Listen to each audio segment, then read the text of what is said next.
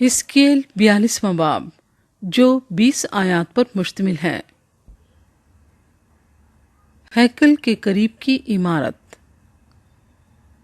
پھر وہ مجھے شمالی راہ سے بیرونی صحن میں لے گیا اور اس کوٹھری میں جو الگ جگہ اور عمارت کے سامنے شمال کی طرف تھی لے آیا۔ سو ہاتھ کی لمبائی کی جگہ کے مقابل شمالی دروازہ تھا اور اس کی چوڑائی 50 ہاتھ تھی، 20 ہاتھ کے مقابل جو اندرونی صحن کے لیے تھے، اور بیرونی صحن کے فرش کے مقابل کوٹھڑیاں 3 طبقوں میں ایک دوسری کے مقابل تھیں، اور کوٹھڑیوں کے سامنے اندر کی طرف 10 ہاتھ چوڑا راستہ تھا، اور ایک راستہ 1 ہاتھ کا، اور ان کے دروازے شمال کی طرف تھے۔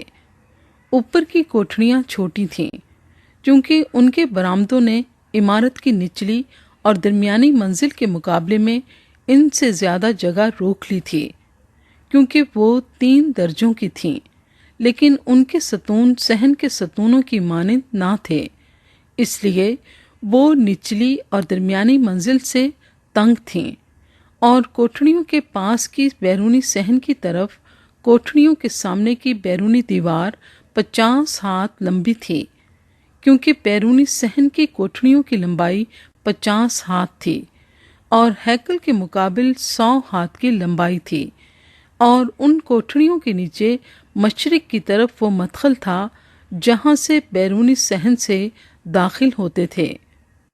مشرقی صحن کی چوڑی دیوار میں اور الگ جگہ اور اس عمارت کے سامنے کوٹھڑیاں تھیں، اور ان کے سامنے ایک ایسا راستہ تھا جیسا شمال کی طرف کی کوٹھڑیوں کے سامنے تھا۔ ان کی لمبائی اور چوڑائی برابر تھی، اور ان کے تمام مخرج ان کی ترتیب اور ان کے دروازوں کے مطابق تھے، اور جنوب کی طرف کی کوٹھڑیوں کے دروازوں کے مطابق ایک دروازہ راہ کے سرے پر تھا، یعنی سیدھی دیوار کی راہ پر مشرق کی طرف، جہاں سے ان میں داخل ہوتے تھے۔ اور اس نے مجھ سے کہا کہ شمالی اور جنوبی کوٹھڑیاں جو الگ جگہ کے مقابل ہیں مقدس کوٹھڑیاں ہیں، جہاں کاہن جو خداوند کے حضور جاتے ہیں اقدس چیزیں کھائیں گے، اور اقدس چیزیں اور نذر کی قربانی اور خطا کی قربانی اور جرم کی قربانی وہاں رکھیں گے، کیونکہ وہ مکان مقدس ہے۔ جب کاہن داخل ہوں تو وہ مقدس سے بیرونی صحن میں نہ جائیں، بلکہ اپنی خدمت کے لباس وہیں اتار دیں، کیونکہ وہ مقدس ہیں، اور وہ دوسرے کپڑے پہن کر عام مکان میں جائیں۔ ہیکل کے احاطے کی پیمائش۔ پس جب وہ اندرونی گھر کو ناپ چکا تو مجھے اس پھاٹک کی راہ سے لایا جس کا رخ مشرق کی طرف ہے، اور گھر کو چاروں طرف سے ناپا۔ اس نے پیمائش کے سرکنڈے سے مشرق کی طرف گردا گرد 500 سرکنڈے ناپے۔ اس نے پیمائش کے سرکنڈے سے شمال کی طرف گردا گرد 500 سرکنڈے ناپے۔ اس نے پیمائش کے سرکنڈے سے جنوب کی طرف بھی 500 سرکنڈے ناپے۔